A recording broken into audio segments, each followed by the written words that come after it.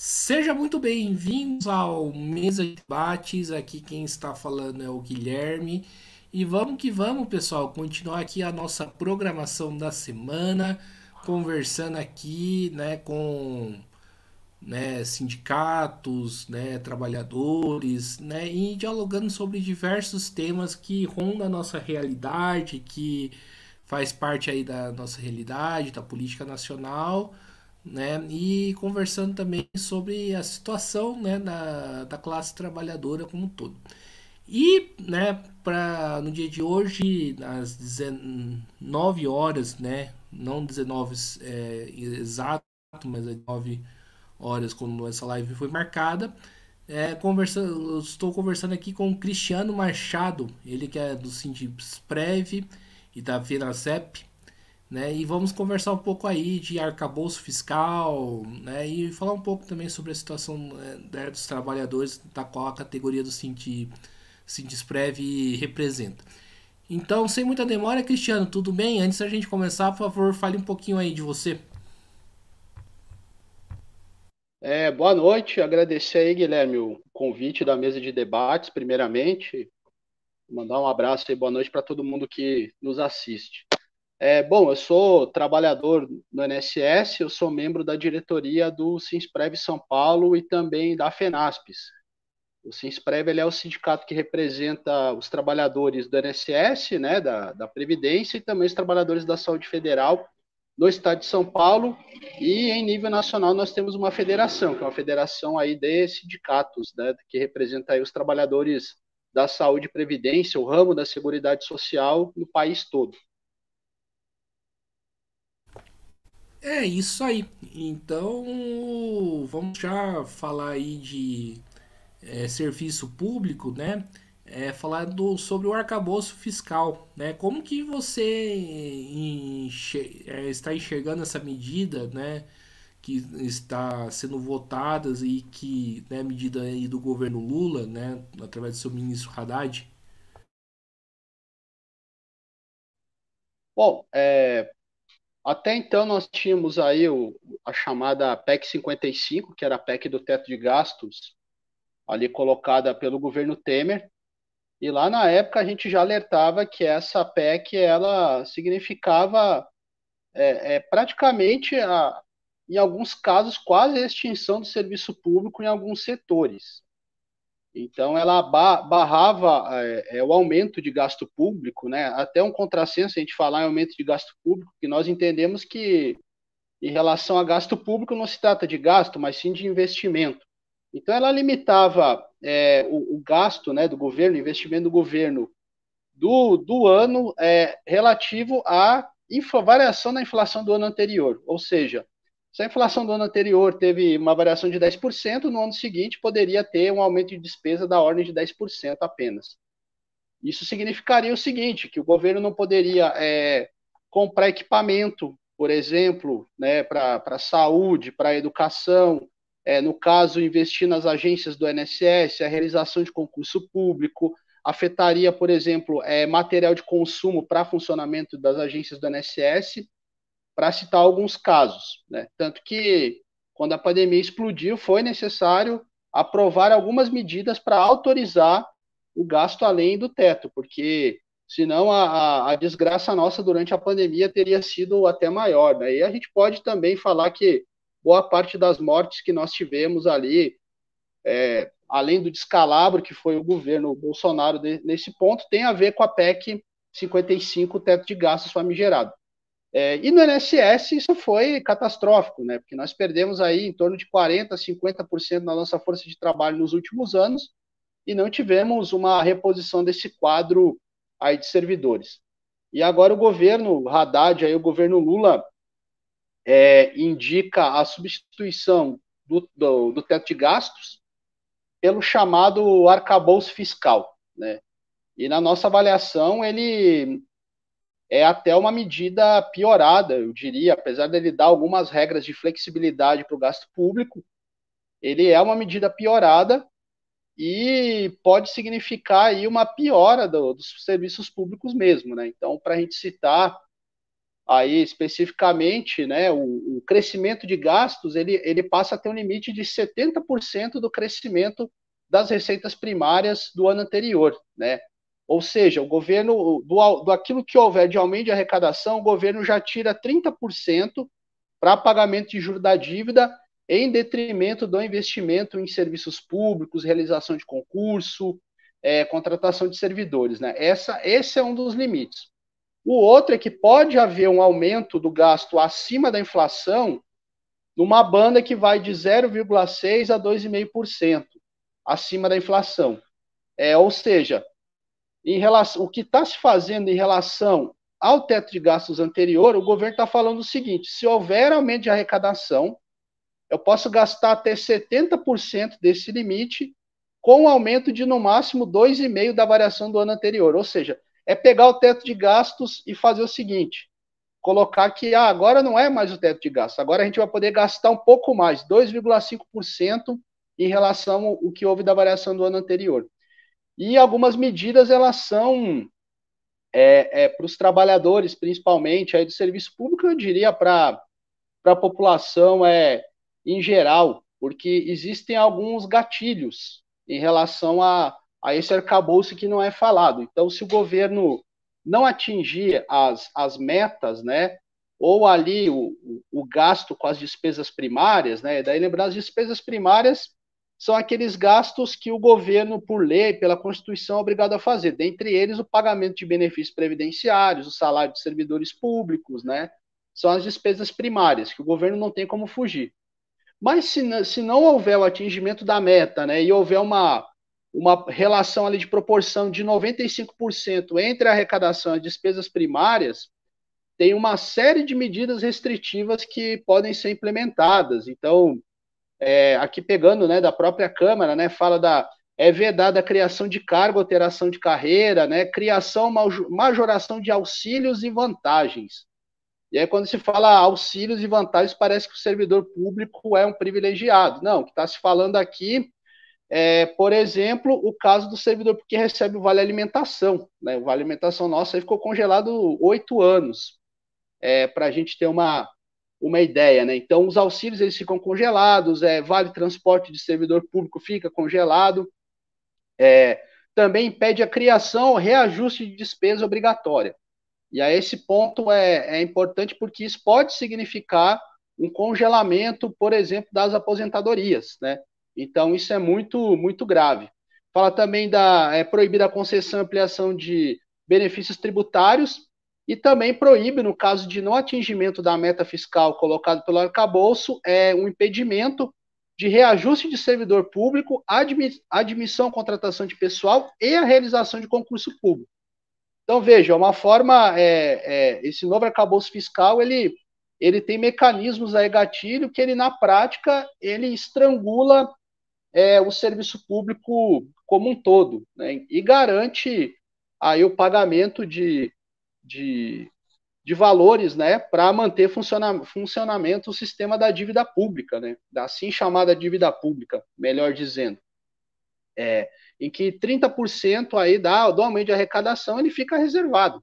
Então, não é à toa que quando o governo anunciou essa medida, o que a gente assistiu? Aumento dos indicadores da Bolsa de Valores, redução do dólar, elogio de todo o mercado financeiro em relação a essa medida aí colocada pelo governo. Então, ela não atende os trabalhadores, diferente do que vem sendo falado. Ela é uma medida que ela vem para atender o interesse mesmo aí do setor financeiro, estrangular ainda mais o serviço público, né? Então, em linhas gerais do arcabouço, é isso, né? Eu posso falar aí sobre a questão específica do INSS também, porque isso já está tendo impactos imediatos aí no próprio INSS. Não sei se eu passo para você agora, Guilherme. Pode passar. E quais impactos são esses, né? Já que você já puxou praticamente a segunda pergunta. Tá. Bom, a fila do INSS ela está na imprensa, né? Nos últimos dias, o governo anunciou um bônus de produtividade para os servidores, e aí esse bônus ele vem numa política de aumentar ainda mais as metas para os servidores do INSS. O servidor hoje ele já trabalha adoecido, ele tem que dar conta de uma demanda de trabalho muito grande, considerando o nosso quadro funcional muito reduzido. Então, hoje nós temos 18 mil servidores ativos e em torno de 23 mil vacâncias. Então, nós precisaríamos aí contratar 23 mil servidores só para suprir o nosso déficit atual. E o que vem sendo falado, né, que o INSS hoje conta com uma fila de 1 milhão e 800 mil processos aproximadamente. São casos de aposentadorias, pensões por mortes, requerimento de auxílio-doença, o trabalhador que está doente aí não pode continuar trabalhando. São também muitos requerimentos do BPC, o benefício de prestação continuada, que é conhecido geralmente como LOAS, né?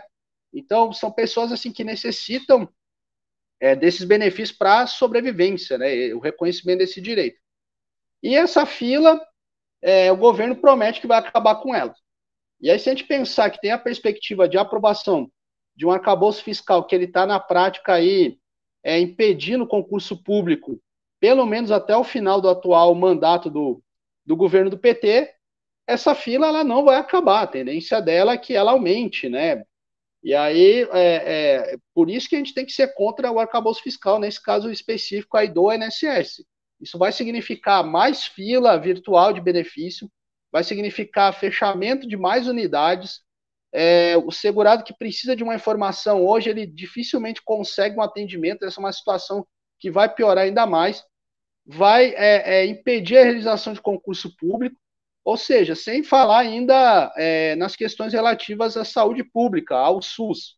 Então, as filas do SUS, principalmente para cirurgias, medicamentos aí da farmácia popular, medicamentos de alto custo, também são medidas que podem ser diretamente afetadas por essa política do arcabouço fiscal. É um impacto, eu diria, devastador para todo o serviço público, né? E aí tem outros problemas também em relação a isso, porque isso deve gerar uma impopularidade muito grande para o governo. Então, a gente vem de um processo em que, felizmente, a gente derrotou o governo Bolsonaro. Não tivemos ilusão nenhuma em relação à política econômica, à política que o governo do PT colocaria, mas entendimos que era necessário derrotar o governo Bolsonaro. O problema é que você colocar uma medida dessas, que restringe aí o serviço público, que hoje já é precário, pode piorar a situação do país, né? E isso reduzir a popularidade e abrir o caminho para o retorno da extrema-direita no governo. Então, veja, é um cenário muito delicado, né?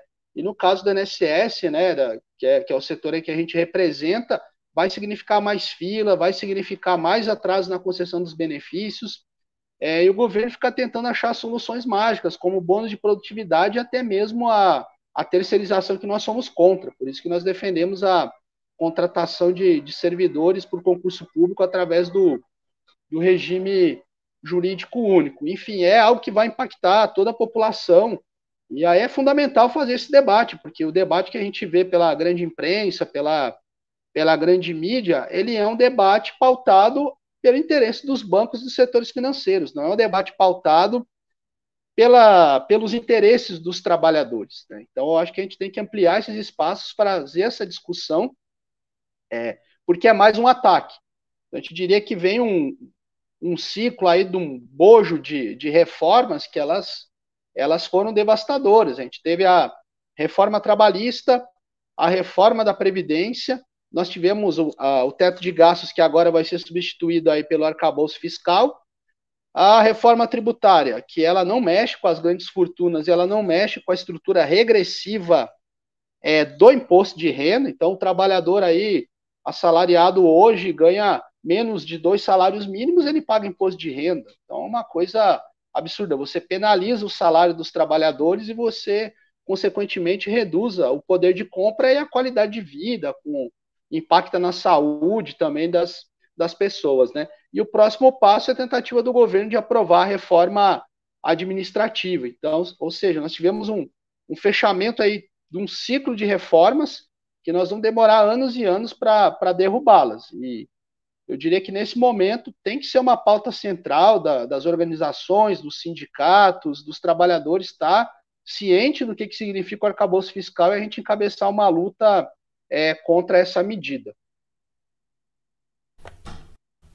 Perfeito, maravilha.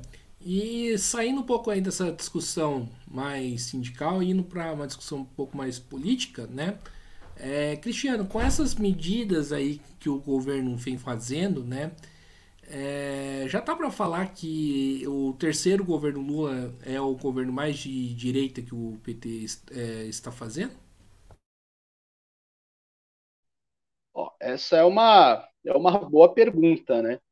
É, eu diria que na área econômica, aí é uma opinião minha, eu não entendo que seria o governo mais à direita, porque em 2003, logo que assumiu o governo, foi feita a reforma da Previdência do servidor público.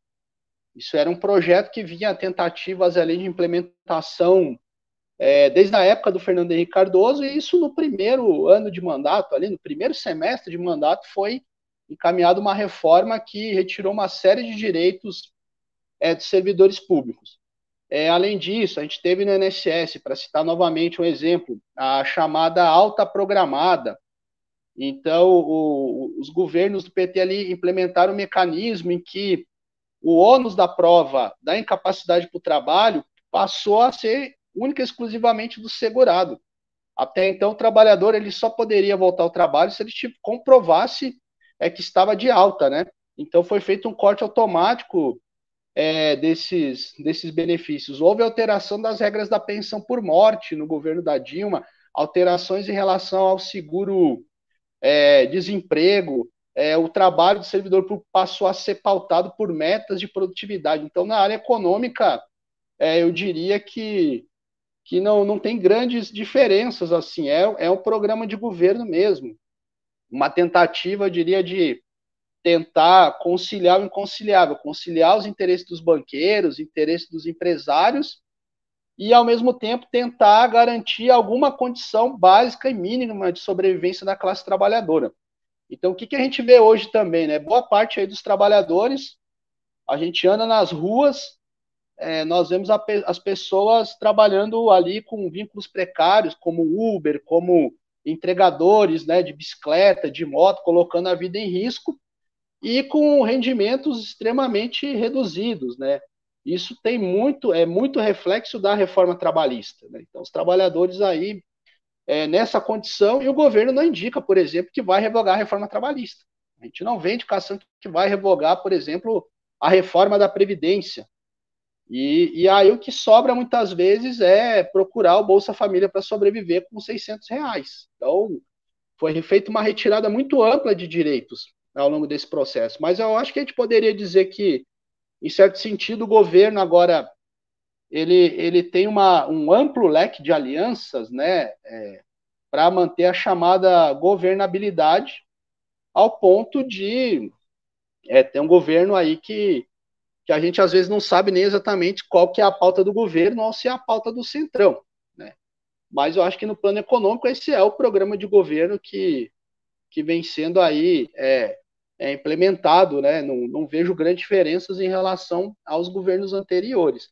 Mas agora sim, a gente tem aí setores do centrão dentro do governo, a ministra do Turismo até tinha denúncias dela ter ligação com milícias, né? E dentro do serviço público, né, que é a área onde nós atuamos, o que a gente verifica é que boa parte dos quadros de gestão de chefias, de gerências, de diretoria dos órgãos públicos que foram colocados nesses cargos, nessas posições durante o governo Bolsonaro, eles não foram exonerados, na sua grande maioria. Então, tem uma continuidade de um projeto de gestão que eu diria até mesmo que era do governo Paulo Guedes, né? Mudaram alguns cargos de ministro, alguns cargos mais de primeiro escalão, mas aqueles que tocam mesmo alguns projetos de gestão dentro do serviço público, eles continuam, né? Eles continuam desde o governo anterior, né? Enfim, é a minha avaliação, mas na pauta econômica eu diria que tem até um aprofundamento aí do projeto que foi implementado, né? A gente até não saberia se o governo Dilma não houvesse sido aí caído, derrubado, enfim, se foi ou não foi o golpe, acho que é uma questão que a gente tem que aprofundar, mas se o próprio governo Dilma não faria a reforma trabalhista e a reforma da Previdência. eu acredito que bem provável faria essas reformas. Perfeito, Cristiano. E, Cristiano, falando em reforma da Previdência, eu acho que é outro tema que a gente precisa tratar, né? E que, infelizmente, o atual governo não dá mostras de querer revogar, né? A questão da reforma da Previdência. Eu penso que a reforma da Previdência é uma das que está nesse conjunto de reformas que foram feitas nos últimos anos. Então, isso criou uma situação, os trabalhadores, né, que muitos não vão sequer conseguir aposentar, as pessoas vão morrer antes de aposentar. Ah, algumas regiões aqui na cidade de São Paulo, né, alguns locais, alguns bairros mais perto do centro, mais da elite, chega a ter expectativa de vida próxima do Japão. Uma expectativa média de vida da cidade de 68 anos. No Jardim Ângela, que é a zona sul aqui da cidade, extremo sul, uma região extremamente pauperizada, uma região aí onde os trabalhadores sofrem bastante o que é os ataques, né, das reformas, a expectativa de vida para os homens não chega a 60 anos, sendo que depois da reforma da Previdência estabeleceu uma idade mínima aí de aposentadoria de 65 anos e para as mulheres 62, o que há uma regra de transição, mas aqueles trabalhadores que começaram a trabalhar aí agora, depois de 2019, ou que não tinham tempo da regra de transição lá em 2019, vão se enquadrar em regras que elas são draconianas e muito provavelmente não vão conseguir a aposentadoria. Então, por exemplo, se conseguir uma aposentadoria integral hoje, o trabalhador vai ter que ter no mínimo 40 anos de contribuição. Então, isso é um ataque muito grave. As pensões também, a pensão por morte, hoje a viúva, o viúvo, se perder o companheiro ou companheira, vai receber uma pensão por morte que ela é 60% do valor que o trabalhador tinha na ativa, né? Quando ele estava vivo ali executando suas atividades. Então, é uma série de medidas em que o governo precisa fazer alguma coisa, colocar em discussão a revogação da reforma da Previdência, eu penso que isso é central, porque isso tem levado as pessoas a procurar outras formas de sobrevivência. Ou é o Bolsa Família, que é os R$ 600, e muitas vezes essa pessoa teria direito a receber pelo menos o salário mínimo, ou procurar o benefício de prestação continuada, o BPC, que é um benefício para a pessoa com deficiência, que tem ali um critério de renda da família inferior a um quarto salário mínimo por pessoa, ou para o idoso com mais de 65 anos de idade, mas são pessoas que provavelmente conseguiriam ter uma aposentadoria. Então, é um governo que a gente vê, né, que faz aí uma série de concessões. O mercado financeiro anuncia um arcabouço fiscal, e para a classe trabalhadora, a resposta acaba sendo tentar sobreviver na política de assistência, né? Então, a gente defende a política de previdência, né? A assistência ela é algo para ser emergencial e temporário, mas a destruição da política de previdência leva os trabalhadores a procurar a assistência para sua sobrevivência. Mas assim, nós pensamos que essa pressão para a revogação da reforma da Previdência, da reforma trabalhista, a questão de derrotar o arcabouço fiscal vai depender da nossa capacidade de colocar os trabalhadores na rua, nas ruas mobilizados, fazer greves gerais para fazer uma política de enfrentamento à política econômica desse governo a esses ataques, porque de bom grado e sem pressão, tudo indica que o governo não vai ceder. Ô, Cristiano, você toca num Desculpa. assunto bastante importante que eu acho que seria interessante a gente aprofundar mais essa discussão, que é a questão aí dos auxílios, né, das Uhum. medidas assistenciais. Peço aí que desligue o microfone, por favor, senão vai dar eco na live. Obrigado. Das medidas assistenciais, né? Eu particularmente, né, eu acho que, né, como você falou, de imediato, né, num cenário onde que a população passa fome, eu não me colocaria contra a questão do Bolsa Família. Mas eu acho que é uma medida bastante insuficiente e que não combate a pobreza, que não combate a fome, né? É, não seria o caso, então, né, pegando em cima do que você falou, de em vez de ter essas medidas assistenciais, primeiro ter uma medida de pleno emprego, né, que não seja precário, não seja terceirizado e que tenha uma expansão aí dos direitos da classe trabalhadora? É nessa linha mesmo, Guilherme. Nós não somos contrários aos benefícios assistenciais para garantir a sobrevivência dos trabalhadores. A questão não é essa. O que a gente está colocando é numa perspectiva em que, no momento em o que houve um rebaixamento dos salários, com até o reconhecimento aí do trabalho intermitente, em que o trabalhador, mesmo que ele esteja à disposição da empresa, só recebe nas horas que ele trabalha, a política de retirada e desmonte de direitos previdenciários, isso levou os trabalhadores a ter que sobreviver única e exclusivamente, muitas vezes, da assistência, né? E aí eu concordo plenamente com você, uma política de valorização dos trabalhadores, uma política de renda, de pleno emprego, de reconhecimento de direitos trabalhistas, de direito previdenciário, um acesso aí quando os trabalhadores ficam doentes ou quando tem a idade para se aposentar, ter acesso aos benefícios, não obrigaria as pessoas a viver da assistência. E uma situação que é alarmante, né? A gente vê algumas falas e até um julgamento moral e absurdo, dizendo que as pessoas não estão trabalhando porque elas podem receber, às vezes, até mais que o salário mínimo com o Bolsa Família, dependendo do número de crianças que tenha em casa.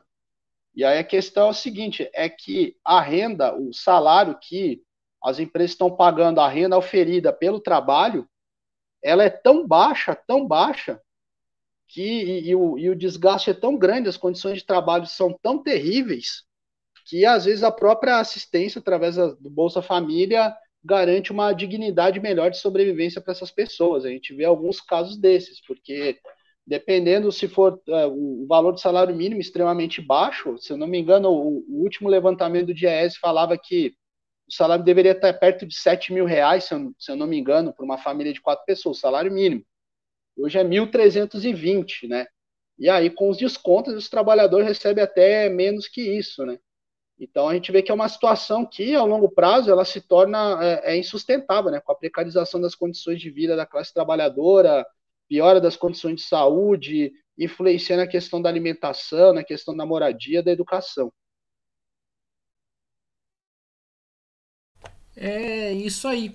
E, ô Cristiano, eu, né, dialogo aí com vários setores aí do campo sindical, do campo da esquerda, né?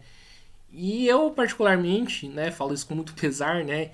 Infelizmente, eu vejo alguns, né, setores do sindicato, né, apoiando essa questão da reforma desculpa, do arcabouço fiscal, com o argumento de que, né, o que você propõe no lugar, né? Como se isso fosse o máximo que o governo poderia, né, fazer. A pergunta que eu faço aí para você respondendo, né, essa pergunta, o que você propõe no lugar do arcabouço fiscal, né? Aí é uma questão, seria uma opinião pessoal. Acho que tem questões aí que a gente pode discutir mais aprofundadamente. Primeiro, é um absurdo estabelecer um limite por investimento público em serviço público, né? Isso já é uma coisa absurda, porque você está liberando aí recursos públicos diretamente para o mercado financeiro, né?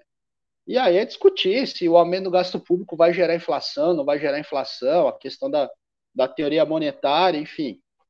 Mas eu acho que é pensar por que existe uma regra que o governo está colocando para definir um limite para o investimento público e não existe nenhuma regra para a gente, por exemplo, limitar a taxa de juros.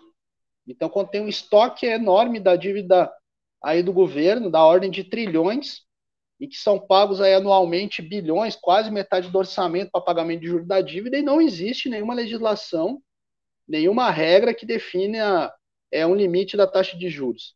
E aí, será que a gente não reduziria o gasto público se a gente reduzisse a taxa de juros e definisse uma regra com uma limitação?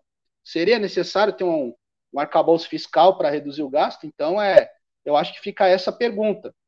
E aí a questão é para que interesse que o governo está executando essa medida, né? Eu acho que é nítido que não é do conjunto da classe trabalhadora, nem daqueles que precisam do serviço público. Mas eu acho que uma discussão nesse sentido, de definir uma política de limite de taxa de juros, né? Estabelecer, eu acho, uma política real de valorização do salário mínimo. Isso poderia aumentaria a demanda, por exemplo, poderia gerar emprego, algo nesse sentido, de investimento em serviços públicos.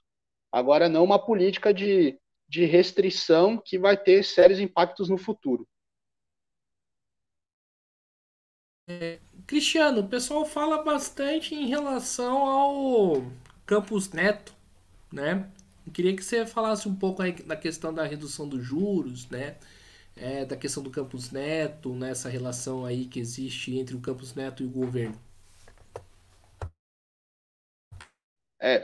Foi bom você perguntar isso, porque a gente falou de algumas medidas aqui, falou da reforma trabalhista, da reforma da Previdência, do arcabouço fiscal, da reforma administrativa que o governo vai colocar na pauta, da reforma tributária.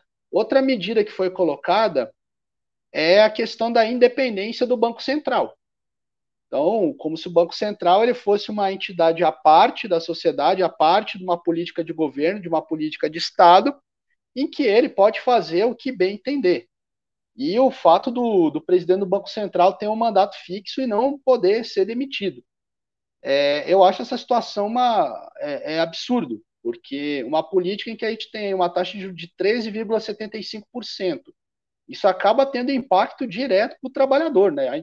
O trabalhador, às vezes, a gente pensa que essa política não nos atinge, né? Mas todo mundo que precisar comprar alguma coisa, comprar algo para casa mesmo, bem durável, uma geladeira, um fogão, alguma coisa, e tiver que fazer um carnê, um crediário, enfim, para fazer o pagamento disso, vai ter impacto direto nas parcelas que ele vai pagar. Muita gente pagando aí, usando cartão de crédito, muitas vezes, para conseguir fechar as contas do mês, pagando um juros exorbitante. Isso está tudo vinculado à política de juros altos, né? Então, acho que o Campos Neto ele tinha que a gente entender para que ele realmente serve, né? Porque uma taxa de juro dessas, ela é abusiva, ela nos estrangula, ela dilapida as finanças públicas e a gente acaba ficando refém dessa política da dita autonomia do Banco Central, né? Perfeito. E Cristiano, falando um pouco aí das centrais sindicais, né? Como eu falei aqui, né? Tem centrais que, né, ou passa pano ou apoia, né, diretamente a questão do arcabouço fiscal. Aí o pessoal fala que, né, que a CUT, né, a CTB, a Força Sindical tem que organizar uma paralisação contra o arcabouço fiscal. Como fazer isso no momento que essas centrais estão apoiando esta medida, né? O que eu escutei muito, a gente chegou a fazer algumas plenárias aqui em São Paulo, chegou a algumas atividades de rua contra o arcabouço fiscal. Foram plenárias interessantes, foram boa parte das organizações do campo de esquerda, com posicionamento contra o arcabouço, mas a CUT mesmo, as grandes centrais aí ligadas ao governo, não compareceram por motivos óbvios, né? Mas o que a gente escuta de alguns setores, e até às vezes setores do campo da própria esquerda, vamos dizer assim, que não está no governo, é que não se poderia fazer um combate, vamos dizer, mais radicalizado a essa proposta de arcabouço fiscal, dentre outras propostas do governo, porque isso poderia expor o governo a um ataque da extrema-direita. E isso favorecer o retorno do bolsonarismo, por exemplo. Essa é uma das questões que se coloca. Eu acho isso uma questão absurda, né? Como eu falei no começo, a gente fez toda uma luta para garantir que Bolsonaro não fosse reeleito, que talvez na situação seria muito pior, mas isso não significaria dar carta branca para o governo do PT fazer o que quisesse na perspectiva econômica. Então, para mim, são coisas que elas andam separadas, né? E aí as centrais não se mobilizarem usando esse argumento, para os trabalhadores é muito ruim, porque é algo que para nós tem que ser muito claro e muito precioso é a nossa autonomia e independência de classe. Então, independente do governo que está ali colocado independente da política eleitoral que foi realizada, a gente tem que ter autonomia para fazer alguns enfrentamentos que são necessários. O arcabouço fiscal, eu diria que é um deles, bem como exigir a revogação das reformas. Eu creio que aos poucos os trabalhadores tomam consciência desses processos, porque a gente vê uma piora das condições concretas e materiais de vida, e isso tem um peso que é central nessa conjuntura, né? Então, mas infelizmente algumas centrais estão com essa posição mesmo. Aí você abre o seguinte debate, né, o Cristiano, que acho que eu faço sempre essa pergunta e vou continuar fazendo porque acho que ela é bastante importante. Como combater essa extrema direita, né? Né, passando pano pro governo ou mobilizando a classe?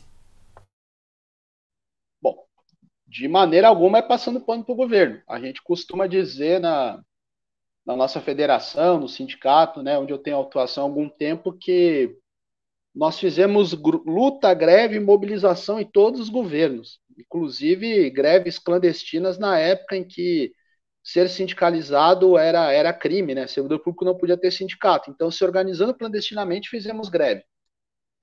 Fizemos lutas e greves durante o governo Collor, Itamar, Fernando Henrique, governo Lula, governo Dilma, fizemos uma greve no INSS no governo Bolsonaro. Então, organizando a classe trabalhadora nos locais de trabalho, sabe, para fazer esse enfrentamento, independente do governo que tá colocado, né? A gente tem uma responsabilidade, eu penso, a gente não pode vender ilusões para os trabalhadores, tem que fazer um debate muito muito franco, que é só luta e mobilização mesmo para a gente derrotar os projetos econômicos e derrotar a extrema direita.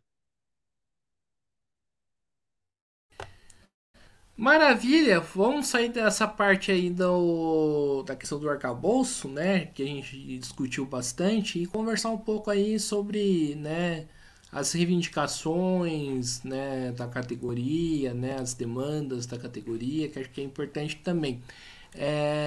Cristiano, atualmente, né, quais são essas reivindicações, né, as demandas? O que a categoria aí tá levantando, tá discutindo? Vamos lá. No caso específico aqui do INSS, a gente veio de uma greve muito, muito forte, eu diria uma greve com muita dificuldade, mas uma greve que mesmo assim ela foi forte no INSS, e muitas pautas ali em relação às nossas condições de trabalho, porque hoje, na Previdência, para se ter uma ideia, a gente teve quase 70% dos trabalhadores afastados por algum adoecimento. A gente não tem os dados por si, o governo não passou, mas hoje tem uma política de produtividade colocada para os servidores. As pessoas trabalham de madrugada, trabalham à noite, sem receber adicional noturno, sem receber hora extra para cumprir meta. Então, a gente solicitou que o governo mudasse essa política de metas, fosse discutida aí um limite de jornada. A gente tem um comitê de processo de trabalho consolidado, que ele se reúne, mas o governo não acaba não acatando as discussões desse comitê. E esse comitê, inclusive, né, a gente falando não só para a nossa categoria, mas para a população em geral, um papel de discutir o modo de funcionamento das agências do INSS, por exemplo, que é um órgão do governo federal que tem uma capitalidade imensa, com mais de 500 agências no país inteiro. Então, discutir um formato de atendimento, isso a gente entende que também é papel nosso, né? Então, essa é uma das nossas reivindicações aí da greve, a realização de concurso público, o reconhecimento da valorização da carreira dos servidores no INSS, porque o servidor com uma carreira ali, com estabilidade, uma carreira sólida, tem condição de prestar um bom serviço para a população. E hoje também nós temos uma pauta que é o vencimento básico, né? A gente tem uma tabela salarial em que o vencimento básico hoje do servidor do INSS, ele é, na maioria dos casos, abaixo do salário mínimo. O restante são todas gratificações, né? Então, a gente tem uma proposta para o governo cumprir de incorporação dessas gratificações. E na pauta geral do funcionalismo, né, nós tivemos aí, durante o governo Bolsonaro, uma série de medidas que vieram no sentido aí de prejudicar os trabalhadores. Nós estamos nas mesas nacionais, a Mesa Nacional de Negociação Permanente, que o governo implementou junto ao Ministério da Gestão e Inovação, o que a gente chama do revogaço, de uma revogação de uma série de medidas, dentre elas a Instrução Normativa 54, que ela penaliza muito os servidores que aderirem ao movimento de greve, ela prevê desconto de salário, ela prevê aí um regime extremo de compensação de horas e, na prática, ela impede muitas vezes os servidores de exercerem o direito de greve.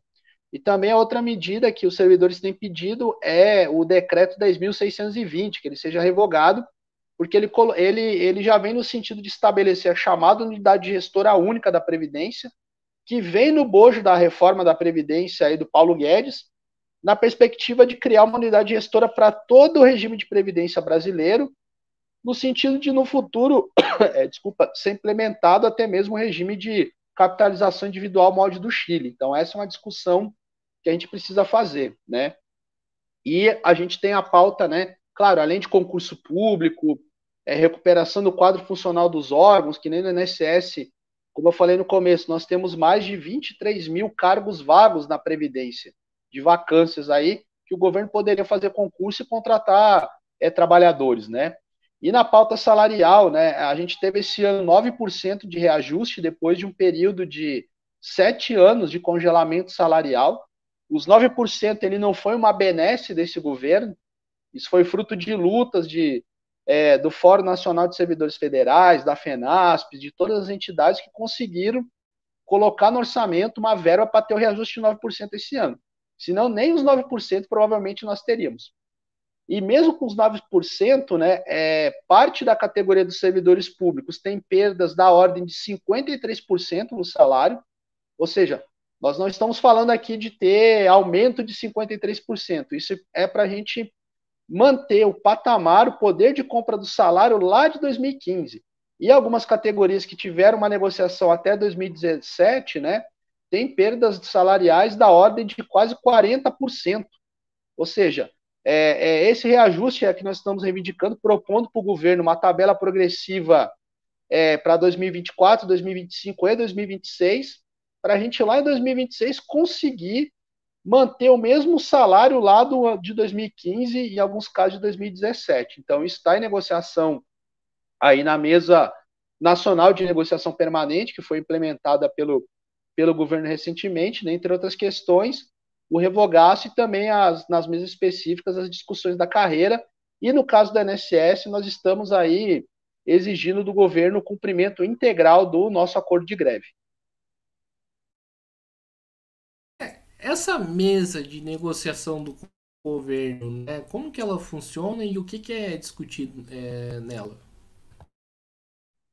Bom, aí é uma questão que ela é bem complexa, né? Essas mesas elas já existiram lá em 2003, elas funcionaram até 2018, se eu não estou enganado, e agora elas foram reativadas, né?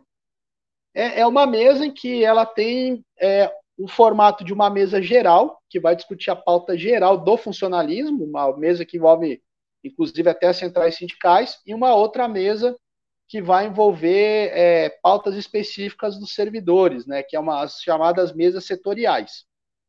E as primeiras reuniões que teve aí da mesa geral, elas não foram nada positivas na nossa avaliação, porque nós levamos a pauta da revogação aí de várias normativas do governo Bolsonaro e o governo não se mostrou disposto a revogar nenhuma delas, se quer mudar aí fazer algumas alterações, né, que nós entendemos que é uma política de piora do serviço público, de ataque contra os servidores. As mesas específicas, até o momento, elas não foram constituídas, então nós estamos aí aguardando que o governo constitua essas mesas. E qual o problema dessas mesas de negociação, né? As categorias precisam ficar muito atentas. Elas são um espaço de negociação, elas são um canal que a gente tem acesso ao governo? Sim, com certeza. Dá para discutir algumas coisas, é um canal de acesso. Mas ele, por si só, ele é totalmente insuficiente sem o processo real de organização e de mobilização dos trabalhadores. Acaba servindo como o governo retirar muitas vezes as pautas de discussão de dentro do sindicato, de assembleia, de reunião em local de trabalho, e levá-las diretamente para dentro do governo. Então, é uma forma de você esfriar um pouco os ânimos também e segurar a mobilização, né? Maravilha, concordo bastante com isso, ô Cristiano. E a pergunta que acho que a gente tem que fazer é como fazer com que essas reuniões que acontecem com o governo não sejam reuniões de que sindicalistas vão lá para tomar café com o governo e nada acontece.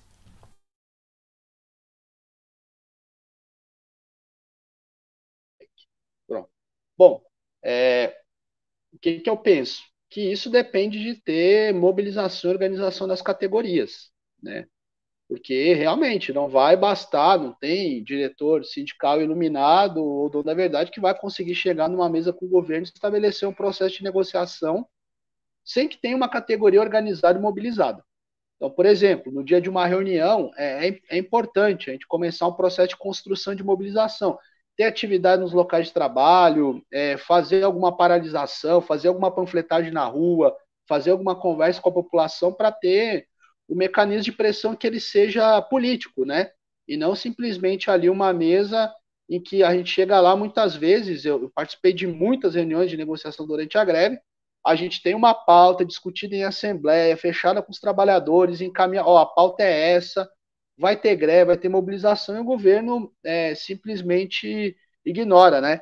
Então é bem diferente o tratamento que eles dão para os banqueiros, para os empresários, o tratamento que eles dão para os servidores e para os trabalhadores, né? É nítida essa diferença. Então, eu diria que é um governo que ele escuta muito, ouve muita gente, chama para conversar, marca audiência, vai o ministro na reunião, mas na hora de cumprir as pautas é totalmente diferente, né? Entendi. E Cristiano, você falou aí da questão aí dos concursos, né? Que tá faltando, né, concurso aí os servidores aí da Previdência, né? Falta muito funcionário, né? Aí no INSS e outros órgãos da Previdência. Falta com certeza, né? A gente tinha feito um levantamento esses tempos aqui, e em 2015, o INSS, por exemplo, ele tinha em torno de 40 mil funcionários, né? Só para ter uma ideia, para ser mais exato, nós tínhamos 38.285 servidores em 2013. Eu achei o dado aqui. Isso em 2013, há 10 anos atrás. Quase 40 mil servidores ali do quadro ativo do INSS. Hoje, o último dado que eu tenho, que é de junho de 2023, essas informações são públicas, elas estão na internet, no portal da transparência, nós temos 18 mil servidores, né? Ou seja, uma perda significativa de mais de 20 mil servidores num período aí inferior a 10 anos. Então, o próprio Paulo Guedes falava que eles estavam fazendo uma reforma administrativa silenciosa, desculpa, desmantelando na prática a estrutura do serviço público brasileiro, sem realizar concurso. E aí, se aproveitando do fato que muitos anos sem concurso, a categoria vai chegando à idade de aposentadoria, as pessoas se aposentam e não foi feita uma reposição desses quadros, né? Então, isso é um aprofundamento de uma política neoliberal mesmo, porque o passo seguinte é esse serviço que hoje tem uma redução do quadro de funcionários, que o governo, desculpa, diz que é ineficiente, o próximo passo é abrir isso para a empresa privada, para a terceirização. E a gente vê muito isso na INSS, com tentativas de colocar terceirizados nas agências, o atendimento das centrais 135, que hoje são formadas aí por 7 mil, em torno de 7 mil trabalhadores terceirizados em 3 centrais, e nós defendemos que esse modelo de atendimento ele não dá conta das particularidades e da complexidade da legislação previdenciária. Então, nós avaliamos que tem 23 mil vacâncias hoje no INSS, era fundamental realizar um concurso público para suprir essas vagas. O último concurso foram contratados 1.000 servidores, O governo fala que tem a possibilidade de contratação de mais 25% do número de vagas, seriam mais 250, né, além dos 1.000, com a possibilidade de chamar mais 2.000.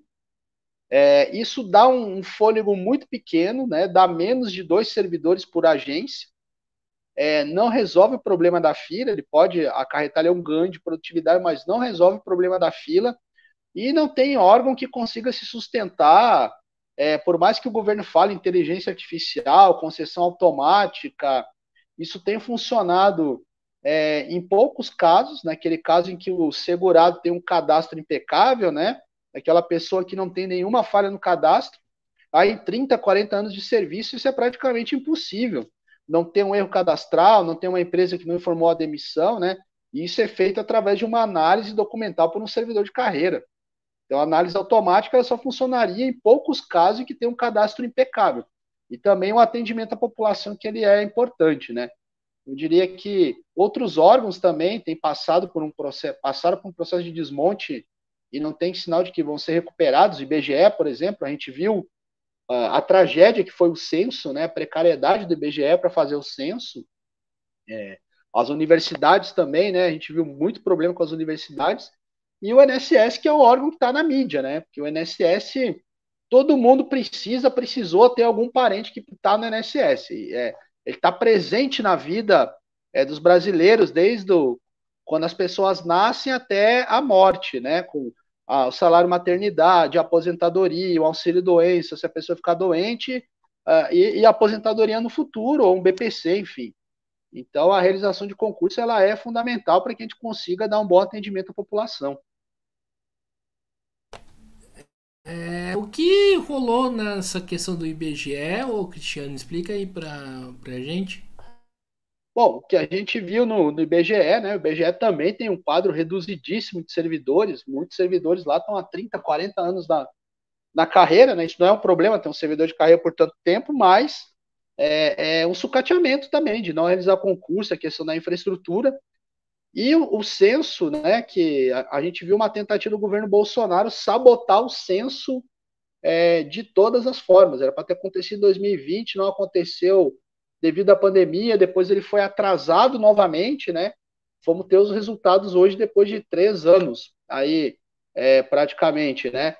E o que a gente viu foi a contratação de recenseadores temporários com vínculos precários e com uma condição de trabalho absurda, desumana. Eles tinham que cumprir uma meta e esse trabalhador ele só recebia os valores ali do seu rendimento depois que ele cumprisse a meta.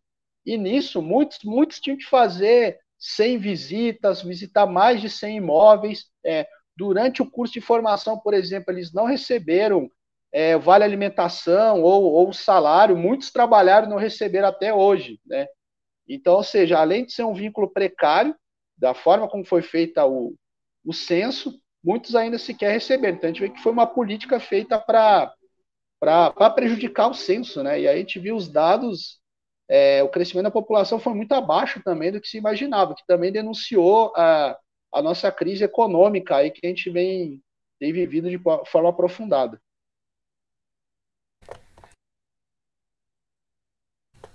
Aí, agora, para a gente finalizar aqui a nossa entrevista, né, Cristiano? Última pergunta.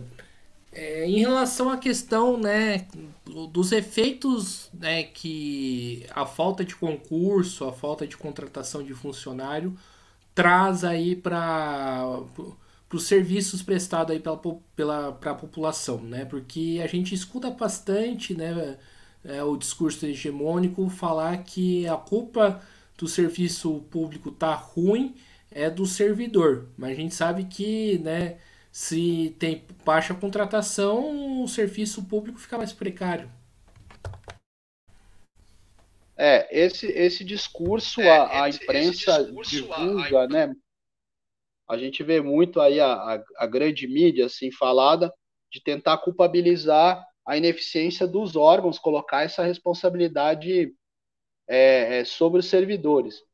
E aí, principalmente, quando a gente viu aí o senhor Lira, né, retomar a discussão em relação à reforma administrativa. A gente viu aí editoriais do Globo, por exemplo, defendendo a reforma e colocando a responsabilidade no servidor de uma certa ineficiência, e eles falaram inclusive em corpo mole, tanto que a FENAS fez até uma nota para responder o Globo em relação a isso.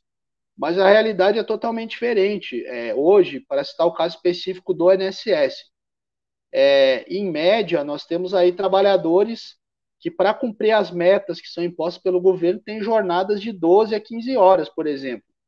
E como a gente trabalha, quem está principalmente aí nos programas de gestão, uma meta de produtividade, os sistemas são totalmente precários, os sistemas caem muito, o servidor não consegue concluir um processo, ele tem que reiniciar o sistema, é um terror, assim, muitas vezes, o trabalho com sistemas do INSS que são muito, muito precários e muito defasados na perspectiva tecnológica. Esse servidor ele tem que bater a meta dele, se não bater, ele pode ter ameaça de desconto de salário, responder processo, enfim. E aí, esse servidor acaba trabalhando à noite, em que o acesso ao sistema é menor, o sistema funciona melhor, vira a madrugada trabalhando, faz 12, 15 horas, e o reflexo disso, os dados que eu citei anteriormente em relação ao adoecimento da categoria, de chegar a quase 70% dos trabalhadores afastados e adoecidos, calha justamente com o período de implementação da política de metas no Instituto, da política de produtividade, ou seja, a política de meta de produtividade tem adoecido os trabalhadores. E eu diria que o INSS hoje só está funcionando por conta desses trabalhadores que estão dando literalmente a vida para manter o funcionamento do Instituto. Porque mesmo com essa redução brutal do nosso quadro funcional, a gente teve um aumento da produtividade da ordem de 30%, ou seja, nós reduzimos quase metade do quadro de servidores e a produtividade aumentou. A questão é em que condições esses servidores estão trabalhando. Algo que é muito preocupante, nos últimos anos virou recorrente notícias muito tristes de morte súbita de servidores. Esta semana, para você ter uma ideia, a gente teve um companheiro aqui da região do ABC, em São Paulo, que ele já foi militante do sindicato, ele faleceu, ele teve uma morte súbita, muito provavelmente um infarto. A gente teve servidores já no norte que tiveram AVC também esse ano, tiveram aí derrame, né? E ontem nós tivemos mais um servidor de Apucarana, no Paraná, que também passou mal à noite, foi hospitalizado e teve morte súbita. Tudo indica que infarto também. Então essas notícias têm sido recorrentes de morte de servidor e aí muito relacionado às condições de trabalho. Impõe um sedentarismo, impõe a questão por não ter tempo de preparar alimentação, o estresse das metas influencia o ciclo de sono e tudo isso vai criando ali uma condição de saúde. Então, esse discurso ele não é verdadeiro, né? Que os órgãos não funcionam porque os servidores fazem corpo mole, porque os servidores não querem trabalhar, pelo contrário, são esses servidores que estão mantendo o serviço público em pé, e a gente assistiu isso na pandemia. Se não fosse os trabalhadores da saúde, a dedicação desses trabalhadores, a despeito da política de governo, a tragédia nossa teria sido muito, muito pior. Os servidores públicos que conseguiram salvar a vida aí de milhares e milhares de pessoas e, vamos dizer, aos trancos e barrancos têm mantido o serviço público funcionando, mesmo que precariamente. Então é isso aí, pessoal. Estamos encerrando aqui mais uma entrevista do Mesa de Debates. Quero aqui agradecer a participação do Cristiano Machado. Gostei aí bastante da nossa conversa, um assunto bastante importante, né? E passo a bola novamente para ele fazer suas considerações finais. Certo. Agradecer aí, Guilherme, a oportunidade, agradecer o Mesa de Debates, né? Parabenizar todo mundo que está nos assistindo, porque são pouquíssimos os espaços que a gente tem para fazer algumas discussões na perspectiva dos trabalhadores. Que a gente vê um discurso de atacar servidor, de falar que as pessoas não querem trabalhar, vão viver da assistência, ataque de que aposentado é privilegiado, que tem que mexer na previdência, que tem que mexer em direito trabalhista, porque tem muita ação judicial. Então, eu acho que é muito importante a gente ter esse espaço para fazer um debate mesmo com a perspectiva nossa, enquanto trabalhadores, que nós somos a maioria e a gente aí que sente na pele os efeitos das medidas econômicas, somos os primeiros aí a enfrentar as crises econômicas, né? E aí, falando dos servidores, né? Outro discurso também que se diz é que tem muito servidor público no Brasil. O que a gente vê é que isso não é verdade. Nós temos um quadro de servidores extremamente diminuto para o tamanho do nosso país. E aí agradecer a oportunidade, né? Estou à disposição para fazer novos debates. Quem sabe fazer um debate só sobre a reforma da Previdência. Eu acho que isso seria bem importante, porque a reforma foi implementada em 2019 e até agora a gente não conseguiu ainda avaliar todos os efeitos deletérios da reforma contra os trabalhadores. Pode ser uma sugestão de uma próxima pauta e estou à disposição aí para outros programas. Foi um prazer muito grande estar aqui essa noite. Obrigado. Maravilha, fica anotado aí a ideia, né? Quem sabe aí no futuro breve a gente faz essa discussão. Então eu quero agradecer mais uma vez ao Cristiano, agradecer também a você que estiver nos acompanhando. Peço aí que se inscreva no canal Podcast Mesa de Debates de Tudo Um Pouco. Curta, compartilhe, comente este e outros vídeos. Também segue a gente no Instagram, TikTok e Facebook. E quem puder contribua aqui com 385 007 02800 CPF e também no nosso Padrim, www.padrim.com.br/podcast Mesa de Debates. Então é isso aí, pessoal, né? Daqui a pouquinho já, né, tô de volta aí para outra live. Forte abraço e fui.